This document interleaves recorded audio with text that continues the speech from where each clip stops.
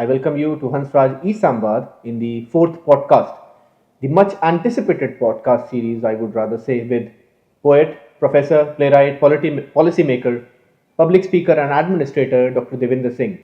Now, in this fourth podcast today, as Dr. Singh had already decided in the previous podcast, we'll now be going on to the topic aesthetics of Indian epics. But when we talk about epics, so particularly we will talk about the Ramayana and Mahabharata. Aesthetics is not something which is theoretical only. It is scientific also. Is there really a science behind the Indian epics?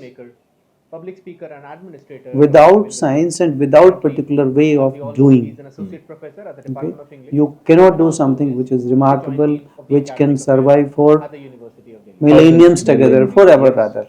Okay, so these epics are beyond time and place. So something which is ungrammatical loses meaning. Okay. An extra label is like the illegitimate child. Epics are not written in quatrains; they are in couplets, and it was challenged with our masters to complete sense in one couplet. And these 32 syllables they together make Anushtup chant.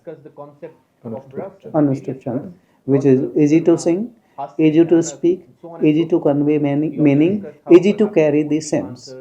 Bhagavad Gita, having 700 couplets, okay, and out of 700 couplets, 645 couplets have been written into Anushtup Chanda. Yada yada hi dharmasya glanir bhavati bharat abhyuthanam adharmasya tadatmanam srjamya.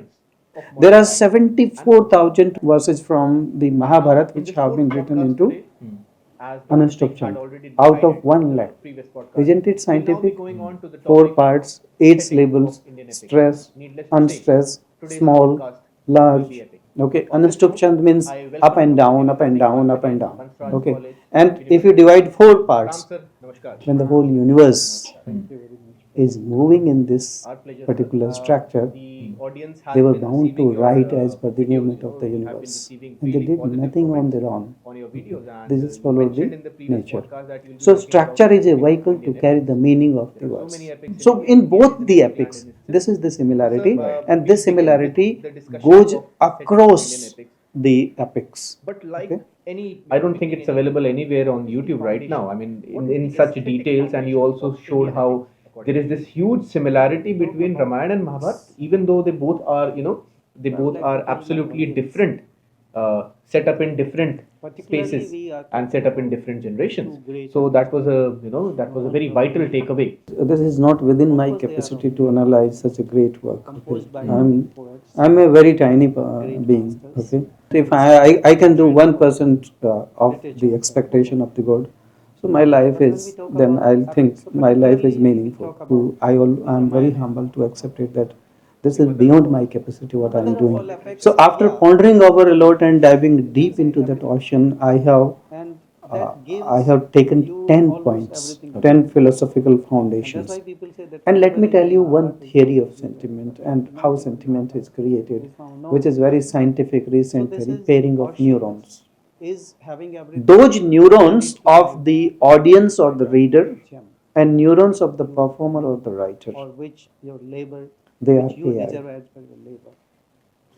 What Newton did not say, our Rust theory says, sound is the very basis of the existence of this universe. Without sound, there is no universe. When you talk about Alankar Dhvani, so you arrange words in such a way that they create a picture. Kanaki koti vichitra manikrat, sundaraya tana ghana, chahut hatt subatt vidhim, charu purbahu vidhi bana. Wordsworth was having the liberty to write even prosy poetry. He could easily choose words which could have many syllables, but they had to complete their sense within 32 syllables. Dhvani theory, Arthantar says that river is also sacred. Okay, river is having natural sense.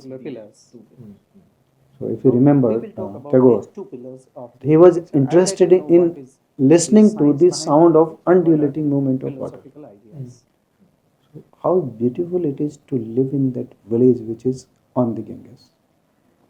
I personally believe that the internet is full of such videos on, the meters and the movements, the rhymes, the various, But I don't think that there has been any such video on the internet right now on YouTube or on any other, open space out there, which has explained in such great depth and detail, the way that you did today. I'm very sure the readers would be taking, especially the students, and who are studying Indian aesthetics, Indian poetics also, for that matter, they'll be taking a lot from this lecture.